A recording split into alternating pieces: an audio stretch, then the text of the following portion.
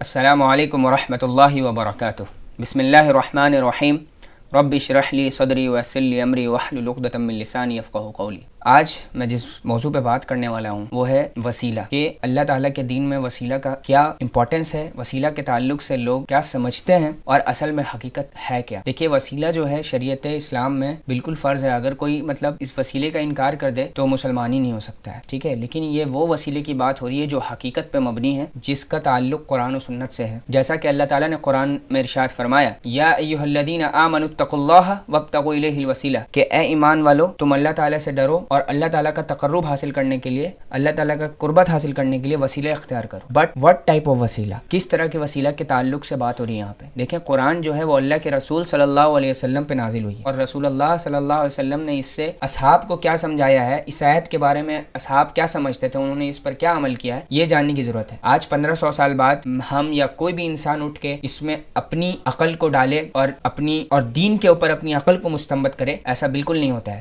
دین جو ہے وہ قرآن و سنت سے ہے، وہ سلف صالحین کے فہم سے ہے، نہ کہ میرے اور آپ کے فہم سے، ٹھیک ہے۔ تو اللہ کے رسول صلی اللہ علیہ وسلم اور اصحاب کا کیا وسیلے کے تعلق سے تھا، آپ دیکھیے شریعت کے اندر میں 3 ٹائپ کی وسیلہ ایسی ہیں جو جائز ہے، جو حقیقت پہ مبنی ہے۔ نمبر 1، اللہ سے دعا کے لیے اللہ کے ناموں کا وسیلہ لینا۔ نمبر 2، اللہ سے اپنے نیک اعمال کے وسیلے سے دعا کرنا۔ نمبر 3، نیک لوگوں سے دعا کے لیے کہنا جن کی روح قبض نہیں ہوئی ہو۔ یہ میں بریکٹ میں کہہ رہا ہوں، اس لیے اس کو کہنے کی کوئی ضرورت نہیں ہے، لیکن میں یہ اس لیے کہہ رہا ہوں کیونکہ آج اس باب میں بہت غلطی کرتے ہیں لوگ، اور وسیلے کے تعلق سے خود بھی گمراہ ہیں اور اپنے لوگوں کو بھی گمراہ کرتے ہیں، بس چند پیسوں کے لیے یا اپنے پیٹ کے لیے۔ میں بولنا نہیں چاہتا، لیکن حقیقت یہی ہے کہ بہت سارے لوگ حق جاننے کے باوجود بھی چھپاتے ہیں، صرف اس وجہ سے، اس ریزن کی وجہ سے، کیونکہ ان کا پیٹ جو ہے وہ دین کے ساتھ جڑ چکا، اور جب آپ کا پیٹ دین کے ساتھ جڑ جائے گا، وہ بھی بغیر حق کی روشنی میں، تب آپ خسارے میں خود بھی رہیے گا اور لوگوں کو بھی اس کی طرف بلائیے گا۔ اللہ سے دعا کے لیے اللہ ہی کے ناموں کا وسیلہ لینا، جیسا کہ اللہ تعالیٰ کا قرآن میں ارشاد ہے، وَلِلَّهِ الْأَسْمَاءُ الْحُسْنَى فَادْعُوهُ بِهَا، اور پیارے اور اچھے نام اللہ ہی کے لیے ہیں، تو اللہ تعالیٰ کو انہی ناموں سے موسوم کیا کرو، اللہ تعالیٰ کو انہی ناموں سے پکارا کرو، جیسے کہ یا رحیم، یا کریم، یا غفور، تو بخشنے والا ہے، اللہ میرے گناہوں کو بخش دے۔ اس طرح کا وسیلہ لینا بالکل جائز ہے، اور جیسا کہ نبی صلی اللہ علیہ وسلم نے بھی، جیسے کہ مسند احمد، طبرانی الکبیر، ابن حبان اور حاکم کی روایت میں ہے کہ نبی صلی اللہ علیہ وسلم نے غم اور پریشانی سے بچنے کے لیے دعا سکھائی، اور اس دعا کا ایک حصہ ہے اسألک بکل اسم ھو لک، کہ اللہ میں تجھے ہر اس نام کا واسطہ دیتا ہوں جو تو نے اپنے لیے تجویز کیا ہے۔ یہ نبی صلی اللہ علیہ وسلم کا طریقہ ہے اللہ تعالیٰ سے مانگنے کا۔ کسی بابا، کسی پیر صاحب کا کوئی وسیلہ دینے کی ضرورت نہیں سمجھی، ٹھیک ہے۔ آج جس طریقے سے لوگ وسیلہ کے نام پہ گمراہ کر رہے ہیں، لوگوں کو دین میں بدعت اور شرک کو اس طرح عام کر رہے ہیں جیسے کہ یہ عین توحید ہے، جیسے کہ یہ عین سنت ہے، سے لوگوں کو بچے رہنے کی ضرورت ہے۔ آپ ایک حدیث، ایک قرآن کی آیت نہیں دکھا سکتے ہیں جس میں نبی صلی اللہ علیہ وسلم کی وفات کے بعد کسی بھی اصحاب میں سے نبی صلی اللہ علیہ وسلم کے وسیلے سے کوئی خاص دعا کیا ہو، یا نبی صلی اللہ علیہ وسلم کی قبر پہ جا کے نبی صلی اللہ علیہ وسلم کے وسیلے سے دعا کیا ہو کہ اللہ میری فلاں فریاد پوری کر دی، فلاں فریاد پوری کر دیجیے۔ ایک بھی حدیث ایسی نہیں ہے۔ یہاں تک کہ یہ جو بیان بھی کر رہے ہوتے ہیں، حدیث کچھ ہے، مفہوم کچھ ہے، عمل کچھ ہے، ٹھیک ہے۔ تو ان گمراہ اور فرقہ پرست لوگوں سے اللہ تعالیٰ ہمیں بھی بچائے، آپ کو بھی بچائے، اور آپ خود بھی اسٹڈی کریں، ٹھیک ہے۔ دین جو ہے وہ کسی صرف ایک مولوی کا کام نہیں ہے کہ وہ پڑھے، بلکہ ہر ایک مسلمان کو چاہیے، طلب العلم فریضۃ علی کل مسلم، کہ ہر مسلمان کو علم دین حاصل کرنا فرض ہے۔ اتنا تو آپ پہ فرض ہے بالکل کہ آپ کم سے کم آپ کا دین پہ چلنا آسان ہو جائے، دین کا علم کم سے کم اتنا تو ضرور ہو کہ آپ دین پر چل سکے۔ اگر ہم نماز پڑھیں، آپ کو نماز کا صحیح طریقہ معلوم ہونا چاہیے، طہارت کا صحیح طریقہ معلوم ہونا چاہیے، ٹھیک ہے۔ اسی طرح اللہ سے اپنے نیک اعمال کے وسیلے سے دعا کرنے کے لیے اللہ کے قرآن میں بہت ساری ایسی دعائیں ہیں جو قرآنی دعائیں، جیسے ربنا ظلمنا انفسنا وان لم تغفر لنا ربنا آتنا فی الدنیا۔ اسی طرح ایک دعا ہے ربنا اننا آمنا فاغفر لنا ذنوبنا وقنا عذاب النار، اے ہمارے رب ہم ایمان لائے تو ہمارے گناہوں کو بخش۔ یہ ایمان لانا کیا ہے؟ یہ انسان کے نیک عمل، یہ انسان کا ایک نیک عمل ہے، اور اس ذریعے سے اللہ سے دعا کرنا اللہ ہم ایمان لے آئے، ہمیں ہمارے گناہوں کو بخش دے، یہ طریقہ مانگنا، ٹھیک ہے۔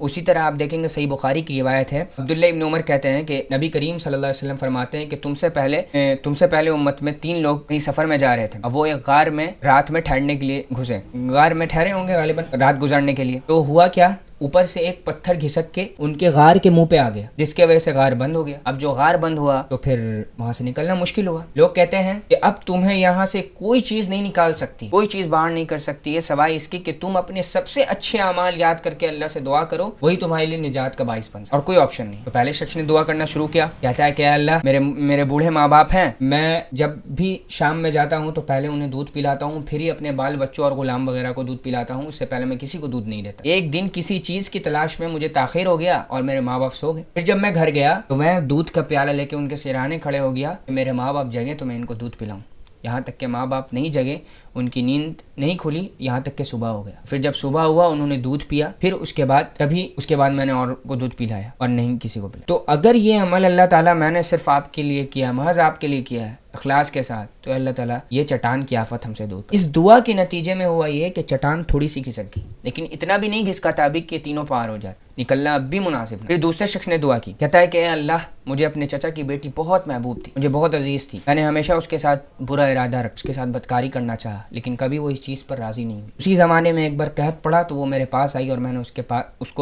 اس کو 120 دینار دیا اور کہا کہ میں تمہیں اس بیسس پہ 120 دینار دیتا ہوں کہ تم میرے ساتھ کچھ وقت خلوت میں گزارو، یعنی کہ میرے ساتھ زنا کرو، بدکاری کرو۔ تو اب مجبوری میں تو کوئی بھی تیار ہو جاتی ہے، وہ تیار ہو گئی اس چیز کے لیے، اور لیکن جب خلوت میں گیا تو وہ لڑکی کہتی ہے کہ میں نہیں چاہتی کہ تم اس مہر کو بغیر حق کے توڑو، اور یہ سن کر میں پیچھے ہٹ گیا، یہاں تک کہ میں قادر آ چکا تھا، بس میں بدکاری کرنے ہی والا تھا اس کے ساتھ، میں بالکل کر سکتا تھا، کوئی دیکھنے والا نہیں، کوئی بچانے والا نہیں تھا، میں چاہتا تو اس کے ساتھ بدکاری کر دیتا، لیکن میں وہاں سے ہٹ گیا اور اس سے 120 دینار بھی واپس نہیں لیے، اس کے پاس چھوڑ دیا۔ یا اللہ اگر میں نے یہ عمل تیری رضا کے لیے کیا ہے، اخلاص کے ساتھ تیرے لیے کیا ہے، تو اللہ اس پتھر کو ہمارے آگے سے ہٹا دے۔ اس دعا کے نتیجے میں ہوا یہ کہ وہ پتھر تھوڑا سا اب بھی سائڈ ہو گیا، لیکن نکلنا ابھی بھی مناسب۔ پھر تیسرے شخص دعا کرتا ہے، کہتا ہے اللہ میں نے کچھ مزدور اپنے پاس رکھے ہوئے تھے اور میں نے سب کی مزدوری باری باری دے دی تھی، لیکن ایک مزدور کی مزدوری میرے پاس رہ گئی تھی، وہ چلا گیا، تو میں نے اس کی مزدوری کو اپنے بزنس میں انویسٹ کیا، کچھ بزنس میں لگا لیا تھا اس نے۔ تو جب وہ انسان میرے پاس آیا اور میں نے جو انویسٹ کیا تھا پیسہ، تو وہ بزنس کافی بڑھ چکا تھا، بہت سارا مال میرے پاس تھا، مال سے مراد اس ٹائم میں مال کی شکل میں جانور بھی ہوا کرتے تھے، تو بہت سارے جانور غلام وغیرہ ہو گئے تھے۔ تو وہ شخص آتا ہے اور کہتا ہے اے اللہ کے بندے میرا مزدوری مجھے دے دے، میرا مال مجھے واپس کر دے۔ تو میں کہتا ہوں کہ یہ جو کچھ بیل بکری غلام وغیرہ یہ سب تیرے ہیں۔ تو وہ کہتا ہے کہ اللہ کے بندے مجھ سے مذاق نہ کر۔ تو پھر میں کہتا ہوں کہ میں مذاق نہیں کر رہا ہوں، یہ جو کچھ ہے سب تیرا ہے، تو لے جا۔ اور پھر وہ اپنا سارا مال لے کے چلا جاتا ہے، یہاں تک کہ میرے پاس کچھ نہیں بچتا ہے۔ تو یا اللہ اگر میں نے یہ عمل تیرے لیے کیا ہے اخلاص کے ساتھ، صرف تیری رضا کے لیے، اللہ اس پہاڑ کی جو مصیبت ہم پر آئی ہے اس کو ہم سے دور کر۔ اس دعا کے نتیجے میں غار کا منہ کھل گیا اور وہ پتھر کنارے ہو گیا۔ اس سے ہمیں لیسن یہ ملتا ہے، اس سے ہمیں سیکھنے کی یہ ضرورت ہے کہ آپ دیکھیں نیک اعمال کے وسیلے سے کتنی بڑی مصیبت ہم سے دور ہو گئی۔ امن یجیب المضطر اذا دعاہ ویکشف السوء، اور کون ہے جو لاچار کی پکار کو سن کر ان کی پکار کو قبول کر، کون؟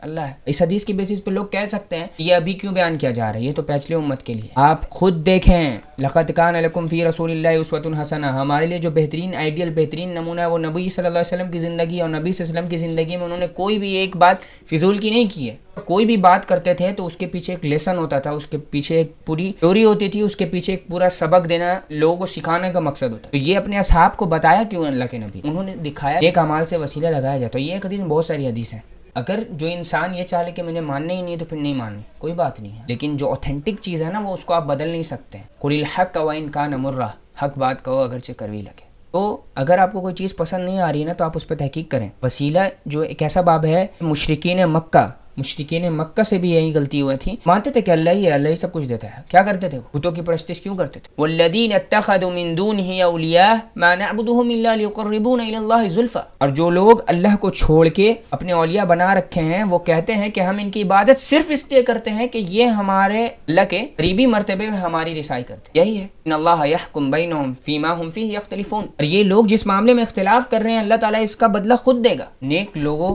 کے وسیلے سے دعا کرنا جو ہے یہ ثابت ہے، لیکن آپ دیکھیں جو لوگ زندہ ہیں حیات میں، عمر بن الخطاب کے دور میں جب قحط پڑتا تھا تو عمر بن الخطاب نے کیا کیا؟ اللہ کے نبی صلی اللہ علیہ وسلم کے چچا عباس بن مطلب کے وسیلے سے دعا کیا، بخاری میں موجود ہے۔ فرمایا اے اللہ میں اس سے پہلے اللہ کے نبی صلی اللہ علیہ وسلم کو وسیلہ بنا کے دعا کیا کرتا تھا، لیکن اب میں عباس بن مطلب کو وسیلہ بنا کے دعا کرتا ہوں، اللہ بارش کرتے کہ خوب بارش ہوئی۔ یہ وہ وسیلہ ہے اوتھینٹک ہے جو صحیح ہے۔ کیا عباس بن مطلب رضی اللہ عنہ حضرت نبی صلی اللہ علیہ وسلم سے زیادہ ہیں؟ نہیں، اللہ کے نبی صلی اللہ علیہ وسلم سے زیادہ افضل اس زمین پہ کوئی نہیں ہے۔ نبی صلی اللہ علیہ وسلم وفات پا چکے ہیں، ان کی روح قبض ہو چکی ہے۔ یہ میں آپ کو پہلے بتا دوں کہ نبی صلی اللہ علیہ وسلم ایک عام آدمی کی طرح نہیں تھے، اور ان کا جو جنازہ ہے، جو قبر ہے، وہ بالکل عام آدمی کی طرح نہیں ہے، اس چیز سے انکار نہیں کرتے۔ انبیاء علیہ السلام کے جسم کو زمین کے لیے حرام قرار دیا گیا ہے۔ زمین نبی صلی اللہ علیہ وسلم کو 1 انچ بھی تکلیف نہیں دے سکتا، بالکل نہیں۔ نبی صلی اللہ علیہ وسلم آج بھی اپنے قبر میں تر و تازہ موجود ہے۔ یہ ہمارا عقیدہ ہے، یہ ہم کہتے ہیں، یہ ہم مانتے ہیں۔ ہم پہ الزام نہ لگایا کرو کہ ہم کہتے ہیں کہ نبی صلی اللہ علیہ وسلم خدا نخواستہ مٹی میں مل چکے، نعوذ باللہ، یہ ہمارا عقیدہ نہیں ہے، بالکل ہمارا یہ عقیدہ نہیں، نہ ہی ہمارا یہ عقیدہ ہے کہ نبی صلی اللہ علیہ وسلم ہمارے جیسے ہیں، کبھی نہیں۔ نبی صلی اللہ علیہ وسلم وہ ہمارے جیسے نہیں تھے، وہ تو ایک فارم میں کہا جاتا ہے، فزیکل فارم میں 2 ہاتھ 2 پیر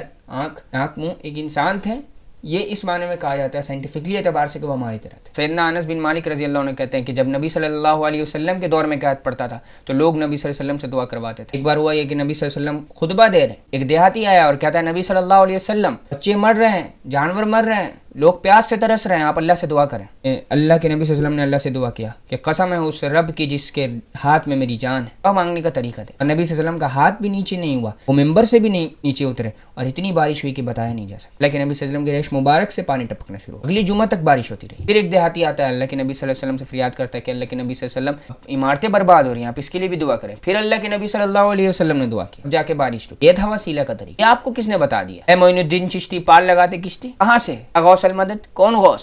غوث اعظم کون ہے؟ ہمارا غوث ایک ہی اللہ ہے۔ ایک عبد القادر جیلانی غوث اعظم نہیں ہے جی، ہمارے سب سے بڑے مددگار۔ مٹی میں جانے کے بعد، قبر میں جانے کے بعد کوئی انسان کسی کی مدد نہیں کرتا۔ لیکن یہاں کہا جاتا ہے کہ کانسیپٹ دیکھیں، آپ خود سوچیں کہ اس پوری دنیا کا جو مالک اکیلا تنہا واحد ہے، وہ ڈائریکٹ نہیں سنتا ہے، جو قبر میں جا چکا ہے وہ ڈائریکٹ سنے گا۔ یہاں تک کہ اگر ابھی جو آج کے پیر صاحب ہیں، ان کو کوئی بات میں یہاں سے نہیں پہنچا سکتا ہوں جب تک کہ کال نہیں کروں، پیر صاحب اپنی یہ بات کہی ہے، لیکن ہاں جب وہ قبر میں چل جائیں گے تو ہم یہاں سے بولیں گے تو ڈائریکٹ آواز جائے۔ ارے قوم کی عقل، کس طرح لوگ بھکت بنے ہوئے ہیں اس چیز۔ اللہ کے لیے، اللہ کے دین کا علم حاصل کریں، اہل علم کے صحبت میں رہیں، اور اہل علم کی صحبت میں رہ کے سیکھیں، پڑھیں، جانیں دین کے بارے میں، اللہ نے کیا فرمایا، کیا لکھا ہوا ہے حدیث میں۔ کم سے کم ہر انسان کو تو اتنا علم ضرور حاصل کرنے لینا چاہیے کہ اس کا دین پہ چلنا آسان ہو، کم سے کم وہ لوگوں کے شبہات اور شک کا شکار نہ ہو۔ آپ کسی کے بات میں نہ آ جائیں اچانک سے۔ مسلمان کا یہ کام ہی نہیں کہ ہر ایک کی بات اچھی لگنے لگی اور جس نے جو کہہ دیا اس کو مان لیا، نہ، آپ مسلمان ہیں، آپ کے ساتھ قرآن و سنت ہے۔ اللہ کے رسول صلی اللہ علیہ وسلم کا وہ فرمان یاد کریں، اس میں اللہ کے رسول صلی اللہ علیہ وسلم نے فرمایا ترکت فیکم امرین لن تضلوا ما تمسکتم بہما کتاب اللہ و سنہ،